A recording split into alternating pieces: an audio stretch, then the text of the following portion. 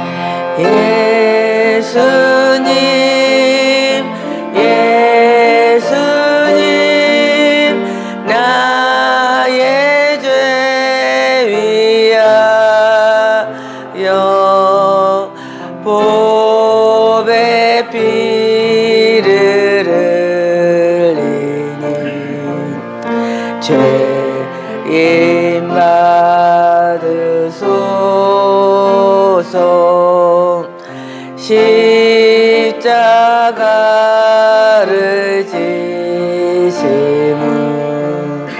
무슨 죄가 있나 저무지한 사람들 메시아 죽였네.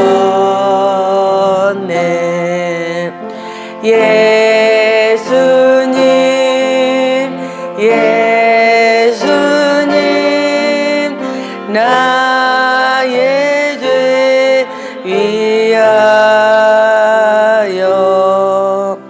보배 피를 흘린 죄인만 소 피와 같이 붉은 죄 피와 같이 붉은 죄 없느니가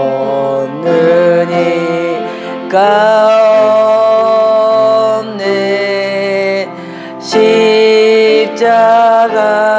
십자가의 공로로 눈과 가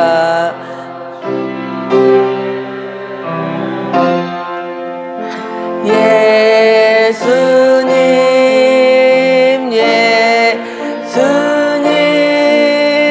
나의 죄 위하여 보배 피를 흘리니 죄인 받은 소 아름답다 예수여 아름답다 예수여 나의 좋은 친구 예수 공로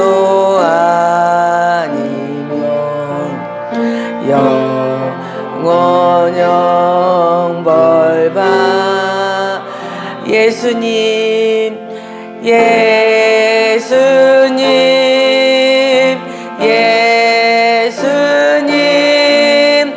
나의 죄 위하여 보배 피를 흘리니 죄임 받으소서.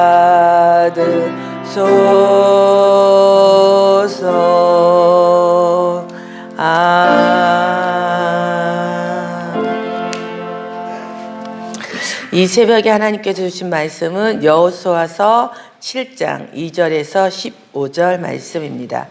제가 가진 성경으로는 328쪽입니다. 여호수아서 7장 2절에서 15절 말씀입니다. 사실은 오늘 본문 말씀 전체 다 같이 보지는 않을 거고요. 이 아간의 문제는 제가 내일 새벽에도 함께 설교를 할 거기 때문에 아간의 문제는 내일 같이 생각을 해보고요. 일단은 2절에서 15절까지 읽으나 말씀은 아마 9절까지만 보겠습니다. 같이 나눠보도록 하겠습니다. 2절에서 15절까지 읽습니다. 여호수아가 여리고에서 사람을 베델 동쪽 벳 아웬 곁에 있는 아이로 보내며 그들에게 말하여 이르되 올라가서 그 땅을 정탐하라 하매 그 사람들이 올라가서 아이를 정탐하고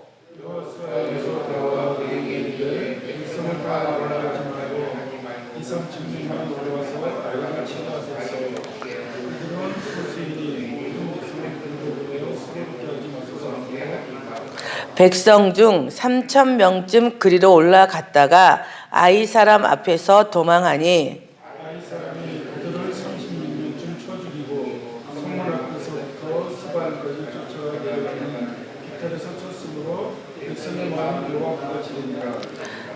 여호수아가 옷을 찢고 이스라엘 장로들과 함께 여호와의 궤 앞에서 땅에 엎드려 머리에 티끌을 뒤집어 쓰고 저물도록 있다가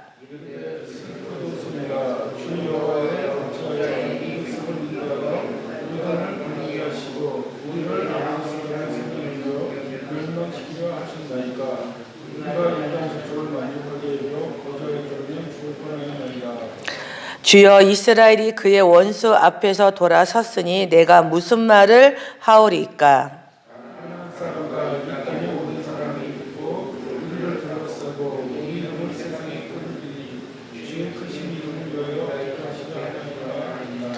여호와께서 여호수아에게 이르시되 일어나라 어찌하여 이렇게 엎드렸느냐?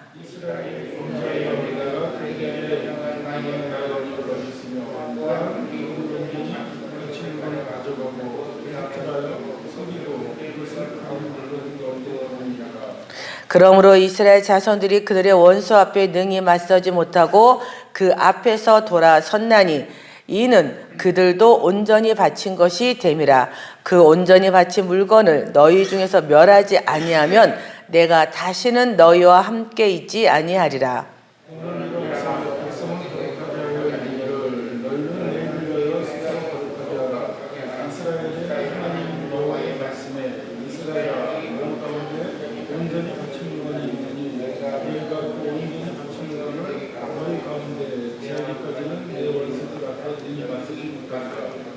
십 14, 15절 같이 읽겠습니다.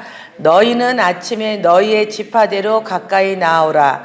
여호와께 뽑히는 그 지파는 그 족속대로 가까이 나올 것이요. 여호와께 뽑히는 족속은 그 가족대로 가까이 나올 것이요. 여호와께 뽑히는 그 가족은 그 남자들이 가까이 나올 것이며 온전히 바친 물건을 가진 자로 뽑힌 자를 불사르되 그와 그의 모든 소유를 그리하라. 이는 여호와의 언약을 어기고 이스라엘 가운데에서 망령된 일을 행하였음이라 하셨다 하라. 아멘. 잠깐 기도하겠습니다. 하나님 감사합니다. 이 새벽에 주의 전에 나오게 하시고 우리들의 발걸음을 인도하신 하나님 참으로 감사드립니다. 저희들이 육신이 고나고 우리의 삶이 고날 때에 더욱 주님 앞에 나와 엎드려 기도하오니 하나님께서 기억하사 이곳에 하나님의 백성들을 주님 축복하여 주시옵소서.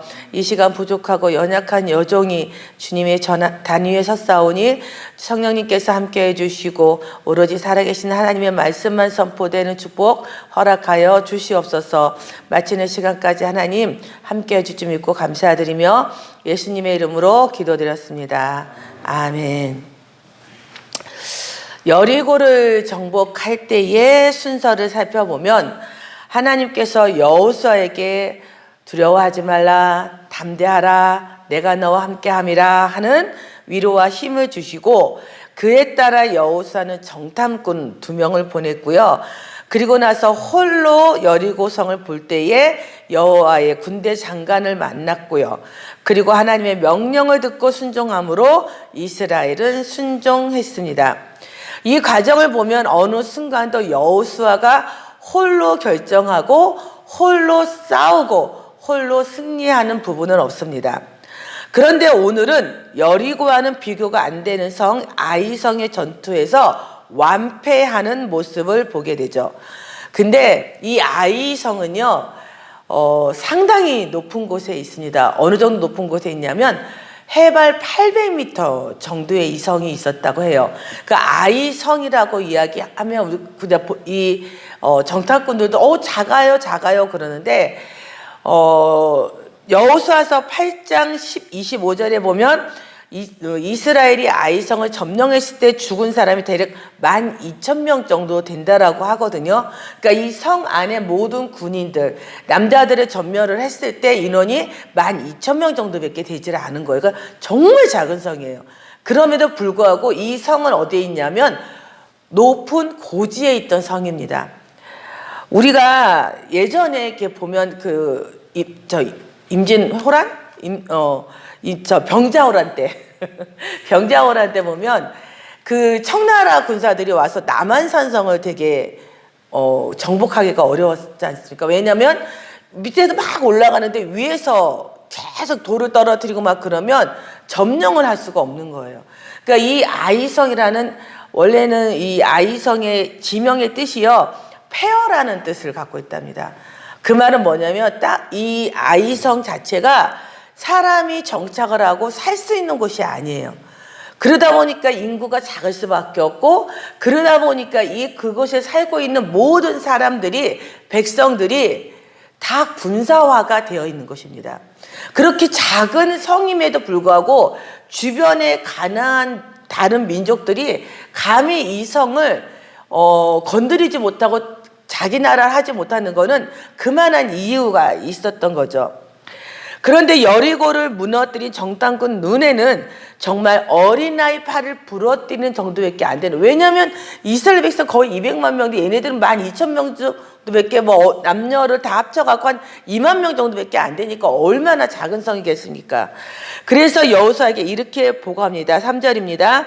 여호수아에게로 돌아와 그에게 이르되 백성을 다 올라가게 하지 말고 2,000~3,000명만 올라가서 아이를 치게 하소서. 그들은 소수이니 모든 백성을 그리로 보내어 수고롭게 하지 마소서라고 보고를 합니다.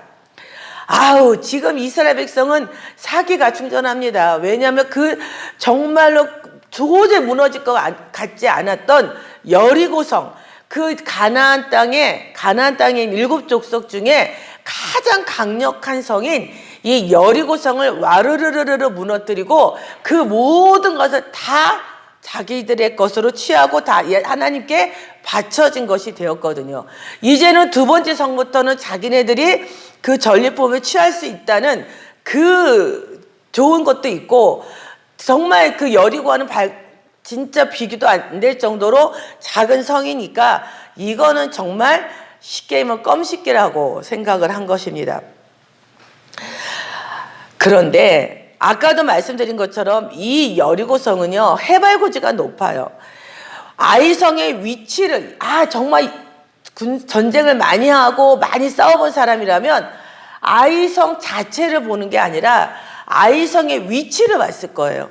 그래서 여기는 정말 함락하기가 쉬운 곳이 아닌구나라는 것을 봤을 텐데 지금 이스라엘 백성들의 눈에는 너무 자기들의 승리에 취해서 눈에 보이는 것도 없고 정말 전쟁을 이런 산성에서 싸워본 적이 없기 때문에 이들의 지금 마음에는 금방이라도 왜? 우리는 하나님이 우리와 함께 하시니 우리는 이길 수 있다라고 생각을 한 것입니다. 그런데 결론은 완패죠. 지금 이스라엘 백성들 가운데는 여러 가지 문제가 있었습니다. 가장 큰 문제는 하나님께 온전히 바쳐진 물건에 손을 댄 사람이 있었습니다. 물론 그 문제가 드러나지 않았습니다. 이 아간은 홀로 몰래 감춰서 몰래 땅에 감추고 지금 이거를 손도 대지 못하고 이제는 자기들이 정착하게 되면 이거를 가져가려고 하고 있는 거죠. 그래서 지금 이거는 아무도 모릅니다. 오로지 하나님만 아십니다. 그러니까 지금 이스라엘 백성들은 자기들 안에 어떤 문제가 발생했음에도 불구하고 아무도 그 문제를 알고 있지 않다는 거죠. 알지도 못하는 그 문제 때문에 이스라엘 백성은 이미 그대로 간다면 그 아이성이 어떤 상황이었든지 간에 완패할 수밖에 없는 상황이 되어 있다는 거죠. 물론 그거 말고도 문제를 찾다면 여러 가지가 있습니다. 이스라엘 백성이 전쟁에서 상대방을 너무 얕보고 최선을 다하지 않았다는 거, 여호수아가 전쟁을 하나님께 온전히 맡기지 않았다는 거, 아이성의 전쟁을 자신들이 할 수 있는 전쟁으로 보았다는 거, 이것들이 전부 아이성에게 완패한 원인들이 될 수 있을 것입니다. 그런데 진짜 근본적인 패배의 원인이 정말 이런 문제일까요? 사랑하는 성도님, 이런 여러 가지 아간이 손을 대고 정말 여러 가지 합리적인 어떤 그런 문제가 있다 할지라도 그럼에도 불구하고 이스라엘 백성들은 이렇게 완패하지 않고 승리할 수가 있었다는 거예요. 어떻게 하면 말입니까? 기도만 했다면.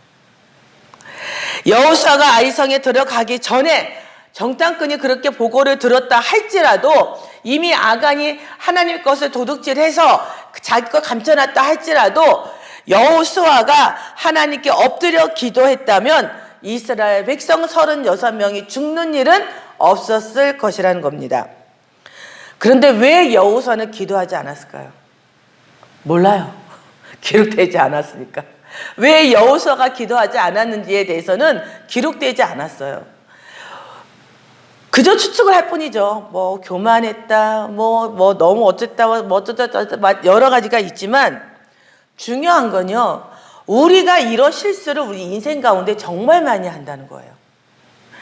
하나님께 묻지도 않고 이 정도는 내가 할 수 있어, 내가 기도하지 않아도 충분히 해결할 수 있어라고 생각하면서 내가 내 힘으로 영적인 전쟁에 나갈 때가 있다는 것입니다.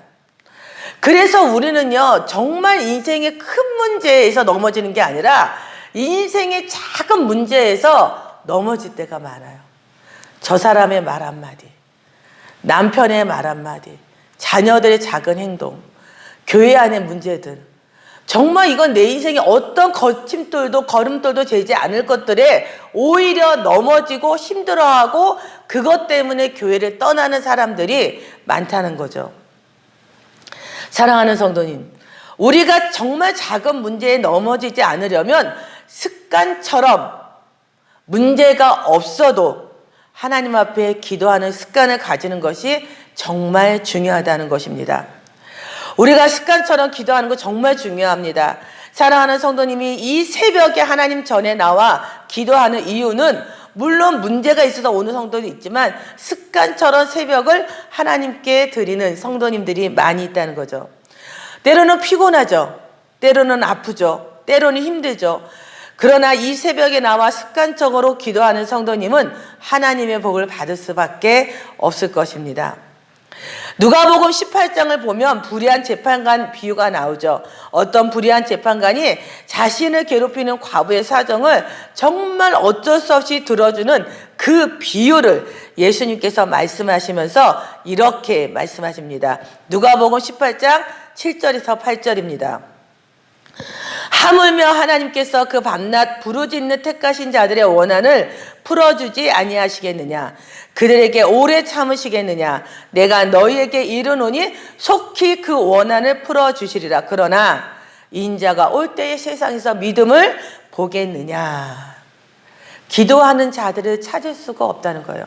왜냐하면 많은 거를 가지고 있거든요. 물질도 물론 만족하진 않지만 정말 하나님 앞에 간절히 기도할 정도로 갖고 있지 않고요. 자녀들도 어느 정도 살고 있고요. 여러 가지 인생의 문제들, 작은 문제들 외에는 내 인생의 문제가 없다면 정말로 기도하기가 어렵다는 거죠.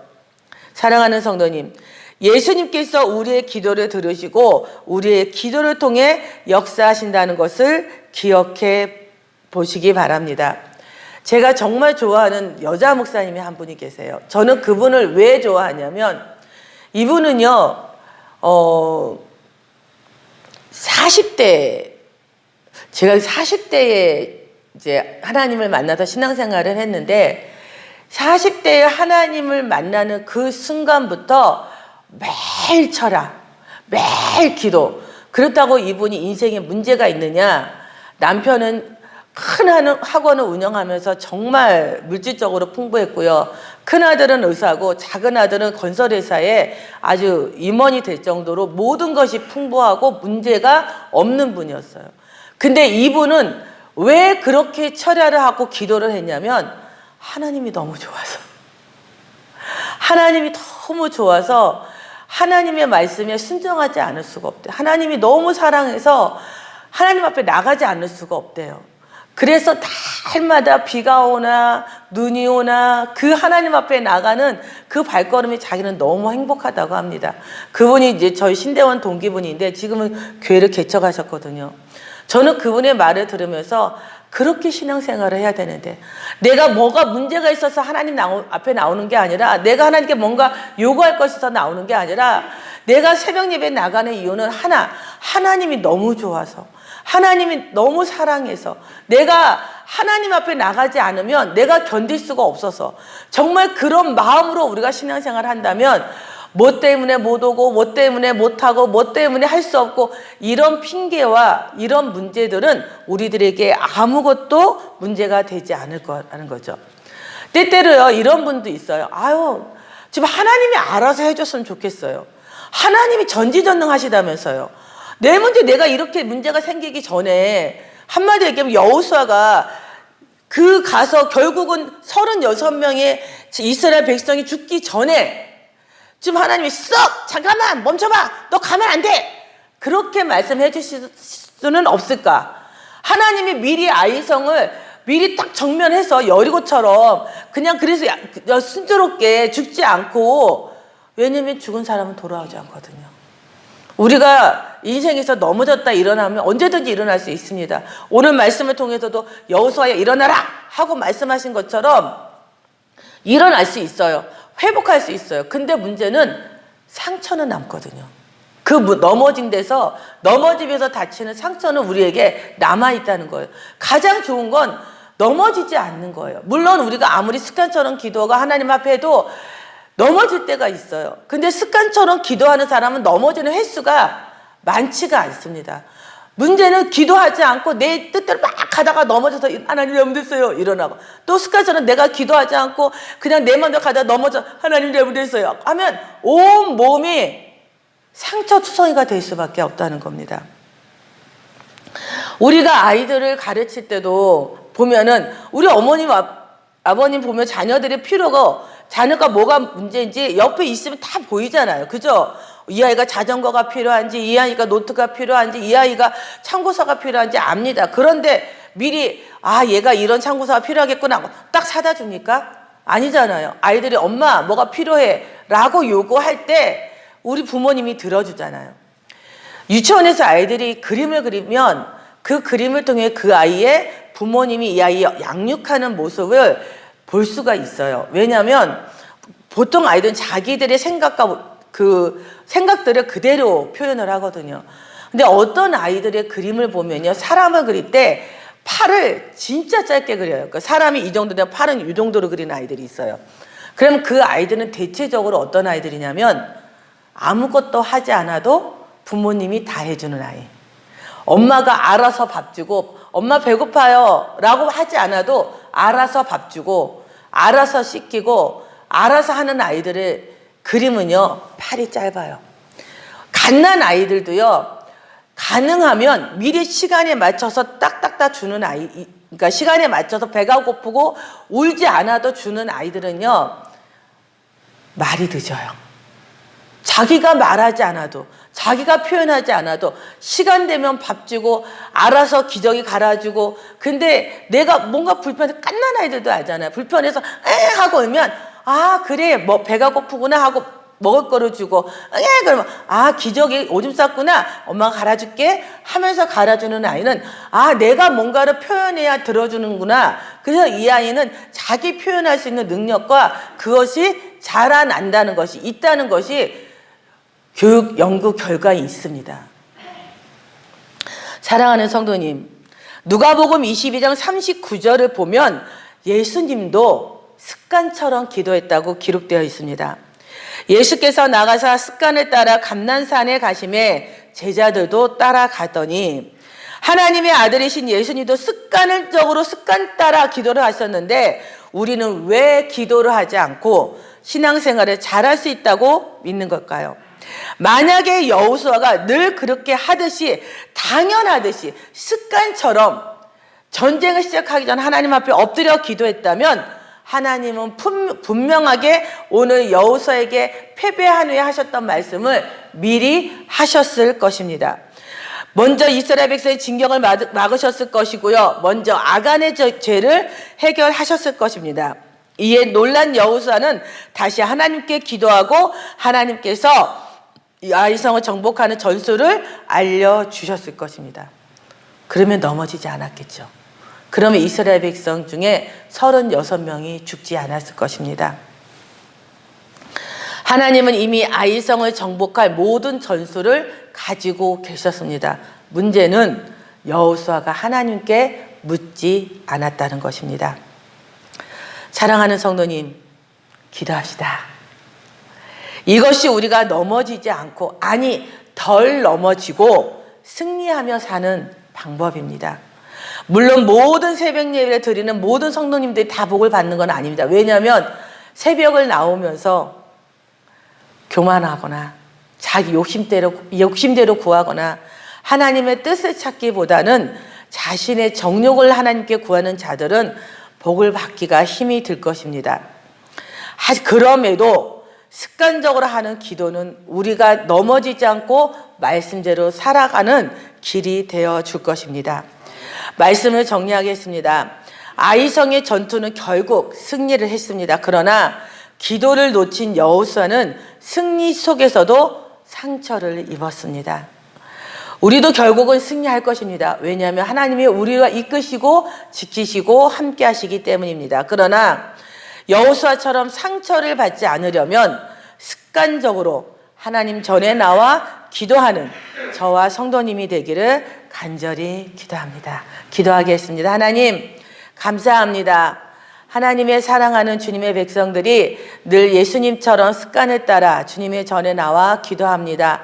하나님 저희들의 기도를 들으시고 저희들에게 말씀하사 우리들의 삶 가운데 넘어지지 아니하고 하나님 말씀에 순종하며 나아갈 수 있는 하나님의 백성들이 될 수 있도록 하나님 함께하여 주시옵소서.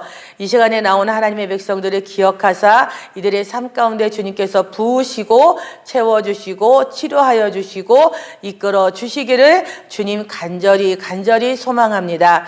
오늘 하루도 하나님께서 주실 말씀과 아버지 하나님께서 인도하실 그 모든 역사 가운데 하나님 승리하며 살아가는 저희들 되게 하여 주시옵소서. 주님 감사합니다. 사랑합니다. 예수님의 이름으로 기도드렸습니다.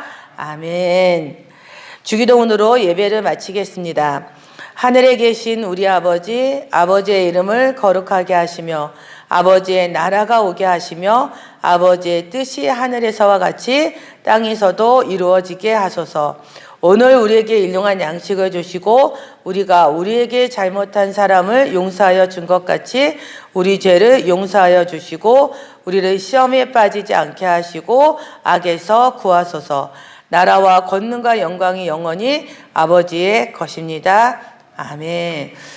우리 목사님께서는 잘 도착을 하셨고요. 지금 이제 PCR 검사가 오늘 나오면 음성이 나오면 이제 내일부터는 정상적으로 교회 와서 사역을 하실 것입니다. 우리 목사님 건강 목소리만 잠깐 들었는데 많이 힘들어 하시더라고요. 건강 잘 회복하셔서 우리 성도님들과 함께 만날 수 있도록 기도해 주시기 바랍니다.